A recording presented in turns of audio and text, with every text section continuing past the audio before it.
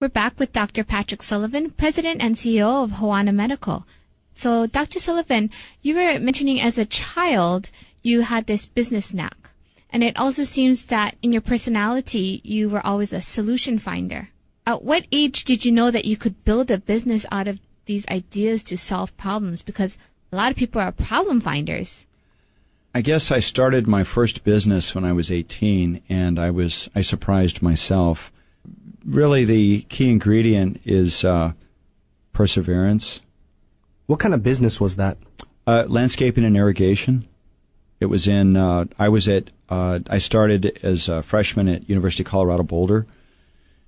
And I knocked on doors and actually did work in Wyoming, Colorado, New Mexico, and Arizona, and did small restaurants, landscaping and irrigation. So I bid jobs and put crews together. And so most of the crews were probably older than yourself? Oh, yeah. I mean, I hired a lot of high school kids when I could, or college kids, and then day laborers. And yeah, that was always an interesting thing because I started doing labor when I was 13, so I actually had a lot of experience on a job site.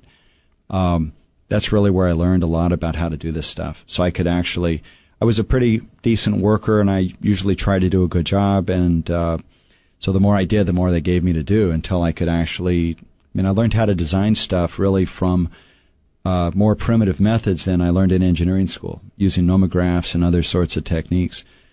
But found that I was able to knock on doors, bid jobs, put crews together, and learned a lot about managing people that way. Because when you're managing people that are older than you, and when you're dealing with day laborers, some of them it's the next job before they get into trouble again with whatever social issues they've got. You learn a lot about people and how to get things done. I mean, you need to be compassionate for some of their situations, but you also realize that if you don't do your job, then no one's got any work. When you were trying to figure this out, did you have a mentor along the way that coached you? I talked to my dad and or read, and that was about it. Your dad was a businessman? Yeah. No, he did landscaping and odd jobs and things. So he wasn't a college graduate. So I, learned a lot from watching what he did and tried to make sure I didn't do some of the same things.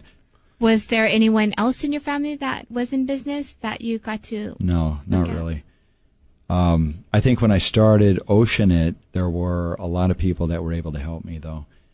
And a lot of guys in town here, Paul Lowe from EDB, Hawaii, which is an engineering company, Dudley Pratt, who was at Hawaiian Electric, Al Yee, a structural engineer. These are guys that I guess they kind of liked me, and so as I would try to figure things out, and I had people I could talk to. Ed Otani was an architect in town. So I was good at solving problems, but putting together operational infrastructure, management infrastructure, reporting, and things like that. I was able to get help from people like that. My wife's an attorney. I've learned a lot from her. She's your partner, correct? Right. Jan is COO of Oceanit. She had a law practice for about 15 years and retired from law, and I talked her into helping out, and now she's running Oceanit. How do you guys manage that relationship and keep, work at work and home at home? Well, usually we do a pretty good job. If not for the fact that she had her own law career for 15 years, it might be a little different, but she sort of went through it and did what she wanted to do and then started helping me, maybe just out of sympathy. She's very good at operating, very focused. And I think the training in law was very good because in terms of spotting issues, working through solutions, being very focused, keeping people on track. I think the training in law and the practice of law are very, very good for that. So she does an excellent job in that area. What do you think are the most important factors to keeping a healthy marriage as well as business relationship if you're working with your spouse? It's important to take a look at yourself and what you're good at and what you like to do. And realize that everybody's different. So I'm good at certain things, and Jan's good at certain things, and we complement each other that way. and that's turned out to be a pretty good thing. It's mostly just luck. I don't know what else to say about it. But the things that I've done, I've developed a sense of judgment and intuition, plus a lot of understanding in technical fields. She understands how to operate and works, I think, very well with people. So it's just worked out that way. But it's something we have to manage. I think she does a great job. We've been married for 25 years. And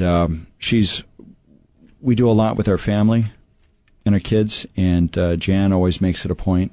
She's very organized about that. So it makes me look a lot better. But wouldn't work without that.